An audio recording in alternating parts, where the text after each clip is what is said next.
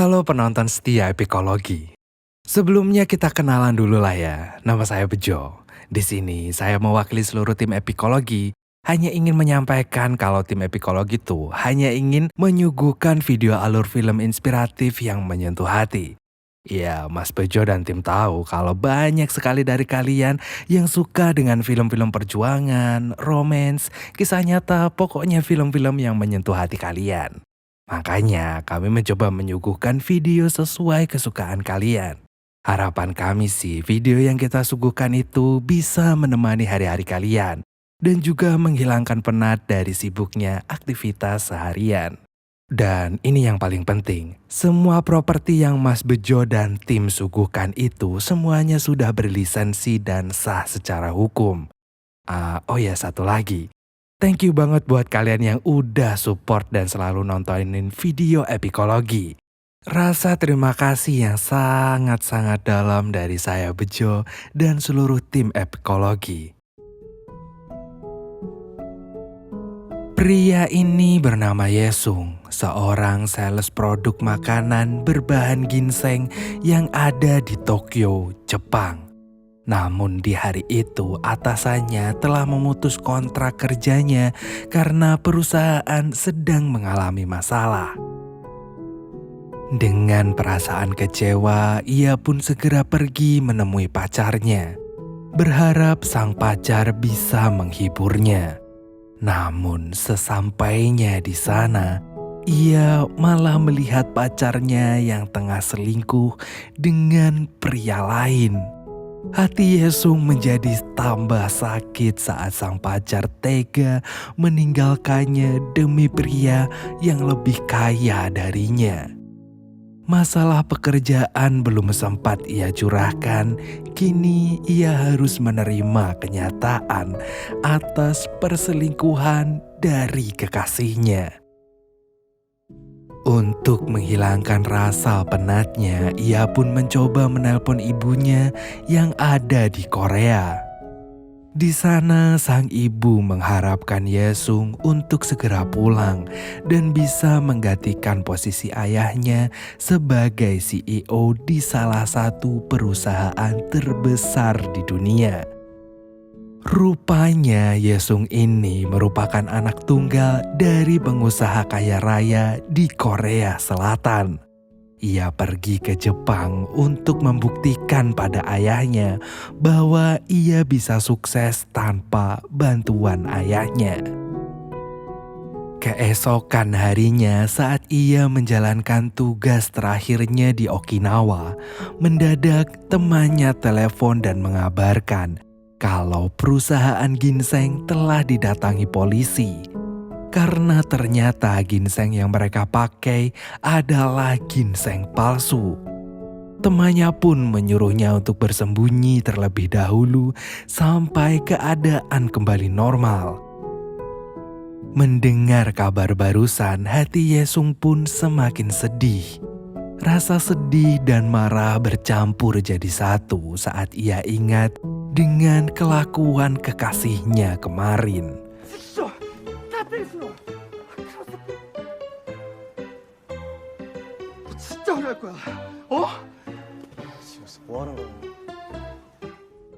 Saat ia marah-marah dengan bahasa Korea, sepasang suami istri yang bernama Kawamoto dan Sayuri menghampiri dan menolongnya. Rupanya mereka ini adalah pemilik tempat kursus bahasa asing yang saat itu tengah mencari guru bahasa Korea. Setelah mendengarkan cerita kehidupan Yesung yang begitu pahit, mereka pun berencana untuk merekrut Yesung sebagai salah satu guru bahasa Korea di tempat khususnya. Dalam keadaan setengah sadar, Yesung pun langsung menerima tawaran tersebut. Hingga keesokan harinya, ia tampak bingung sekaligus kaget ketika Kawamoto membangunkan dan mengingatkan kesepakatannya semalam. Namun karena ia sangat membutuhkan pekerjaan, akhirnya mau gak mau ia pun harus tetap mengajar meskipun tak pernah ada pengalaman sedikit pun. Rasa gugup dan juga canggung saat mengajar membuat salah satu siswi yang bernama Sakura tidak bisa percaya dengan metode pengajaran Yesung. Sakura ini merupakan salah satu siswi yang sangat antusias untuk belajar bahasa Korea. Karena tuntutannya sebagai pemandu turis asing yang harus pandai berbahasa Korea. Sewaktu melamar pekerjaan, ia mengatakan bahwa ia telah menguasai bahasa tersebut. Alhasil kini ia harus membuktikannya. Ia terpaksa berbohong karena ia sangat membutuhkan pekerjaan itu untuk membiayai anaknya. Semakin hari, Yesung menjadi semakin pede untuk mengajar meskipun murid-muridnya nggak ada yang peduli. Kecuali Sakura yang semakin kesini semakin rajin dan memperhatikan setiap materi yang diajarkan oleh Yesung. Hal ini ia lakukan karena sebentar lagi ia akan menjadi pemandu tur Pulau Okinawa untuk seorang pimpinan dari salah satu perusahaan di Korea Selatan. Saat atasannya meminta tolong Sakura untuk menerjemahkan isi email dari perusahaan tersebut, ia tampak kebingungan. Hingga akhirnya ia harus menemui Yesung untuk meminta bantuannya. Gak hanya itu saja, rupanya Sakura juga meminta Yesung untuk memberikan kelas tambahan agar ia bisa cepat menguasai bahasa Korea. Melihat kepanikan Sakura, Yesung pun bersedia membantunya. Keesokan harinya mereka berdua pun memulai kelas tambahannya. Sepanjang hari mereka berdialog menggunakan bahasa Korea, mempraktekkan seolah-olah Sakura menjadi pemandu tur Yesung. 그럼 사장님 이쪽으로.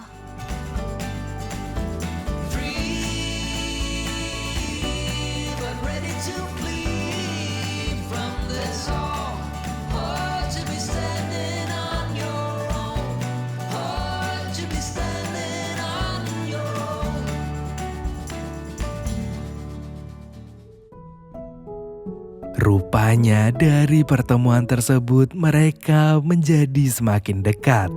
Bahkan saat mereka berkeliling di sebuah pasar, mereka tak sengaja memilih kaos yang samaan. Yesung berniat untuk membeli baju couple itu dan memberikannya pada Sakura.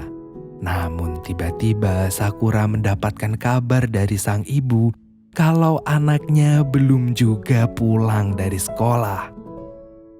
Mendengar kabar barusan, Yesung pun berniat untuk membantu Sakura mencari anaknya. Tanpa banyak pertanyaan, mereka pun segera mencari anak Sakura yang bernama Kei. Beruntung Yesung bisa menemukan Kei dan segera membawanya ke rumah. Yesung semakin prihatin dengan keadaan Sakura saat tahu bahwa selain menjadi tulang punggung keluarga, Sakura juga harus merawat ibunya yang sakit serta anaknya yang masih kecil. Rupanya saat berumur 20 tahun, Sakura telah hamil di luar nikah. Dan yang lebih menyakitkan, sang pacar atau ayah dari anak yang dikandungnya itu telah menghilang begitu saja. Jadi mau gak mau, Sakura harus merawat dan membesarkan anaknya sendirian. Sampai sekarang, Kei belum pernah bertemu dengan sang ayah. Mendengar cerita barusan, Yesung pun menjadi semakin tertarik dengan kepribadian Sakura. Bahkan ia selalu menyempatkan diri untuk menjemput Kei di sekolahnya. Gak hanya itu saja, semakin hari metode pembelajaran Yesung semakin diakui oleh siswa-siswinya. Mereka selalu memperhatikan materi yang diberikan oleh Yesung, termasuk Sakura. Dan semakin hari juga, Yesung menjadi semakin dekat dengan Kei. Bahkan Kei sudah menganggap Yesung sebagai ayahnya sendiri. Mereka bertiga tampak sangat akrab layaknya sebuah keluarga yang bahagia. Namun sampai sekarang, Yesung tak pernah membicarakan soal identitas aslinya sebagai anak sultan.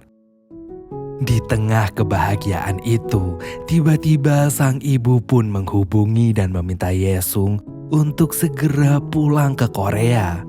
Ternyata selama ini ayah Yesung sedang sakit parah dan harus segera dioperasi. Namun karena sang ibu tak mau terus terang akan kondisi ayahnya, Yesung pun menolak permintaan ibunya dan ingin melanjutkan pekerjaannya sebagai guru les. Hari demi hari Yesung pun menikmati profesinya sebagai guru les itu. Bahkan ia sengaja membuat stiker sebagai hadiah untuk siswinya yang berhasil meraih nilai tinggi. Berkat kegigihannya, Sakura pun mendapat banyak stiker dari Yesung.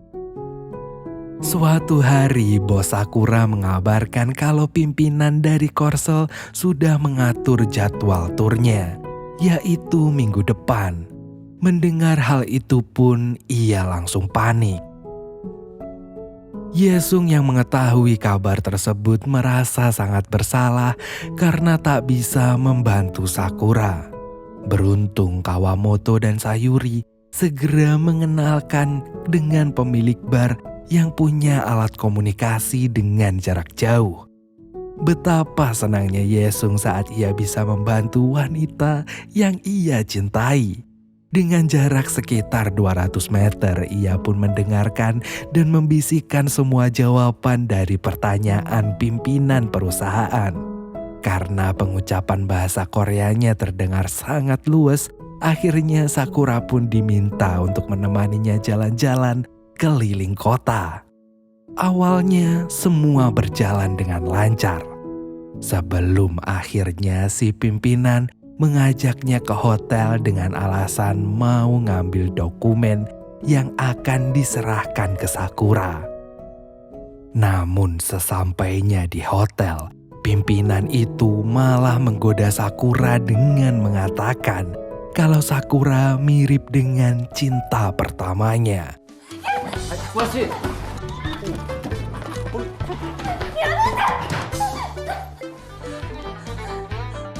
이게 뭐예요?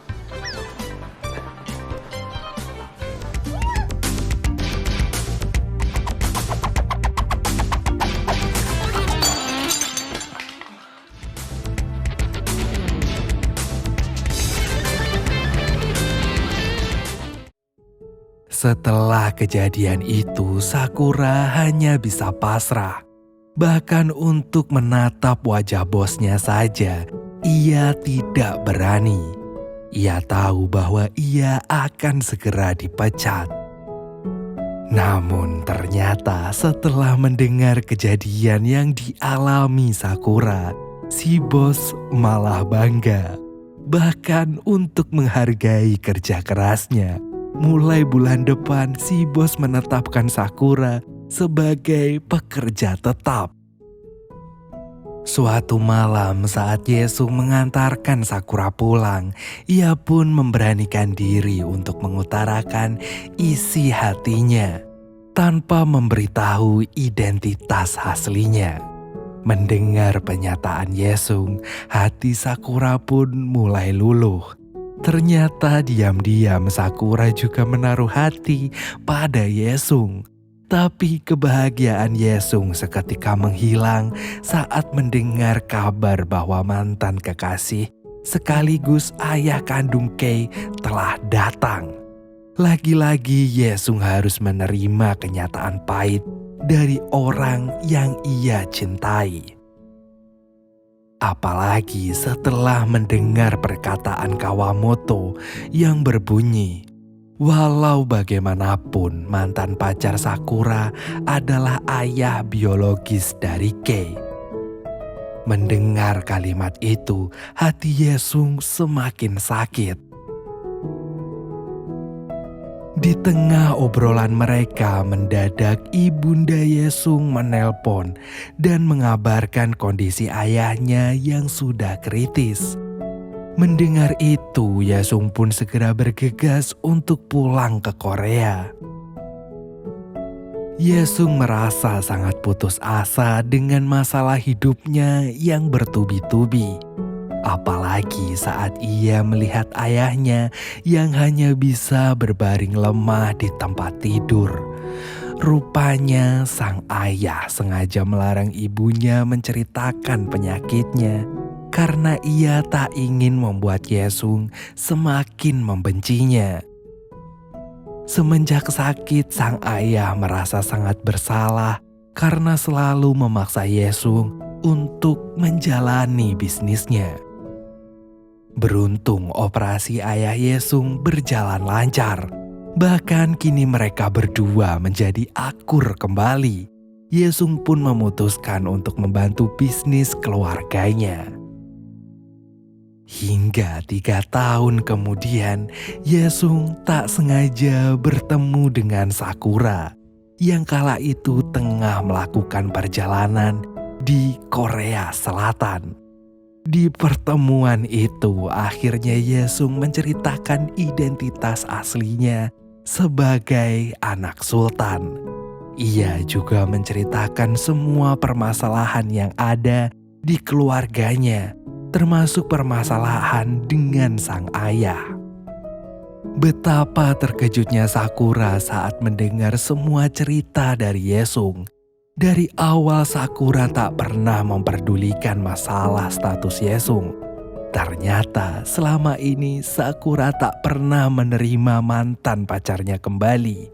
Karena ia yakin bahwa suatu saat nanti ia bisa kembali bersama Yesung. Hati Yesung semakin senang ketika ia melihat stiker pemberian Yesung yang selama ini masih disimpan oleh Sakura.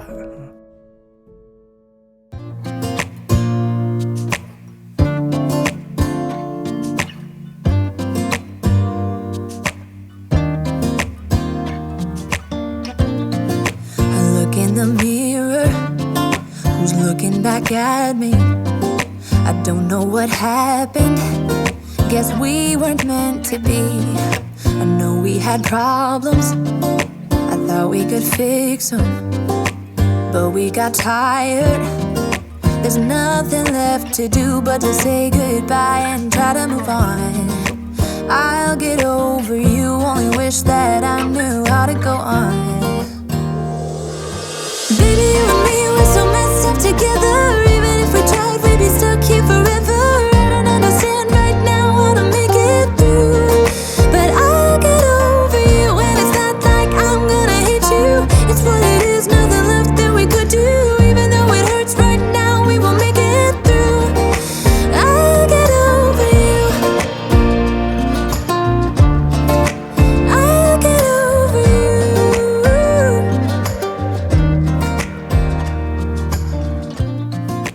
Back when I met you, we were like fireworks. Thought nothing could break us, but oh how we got burned.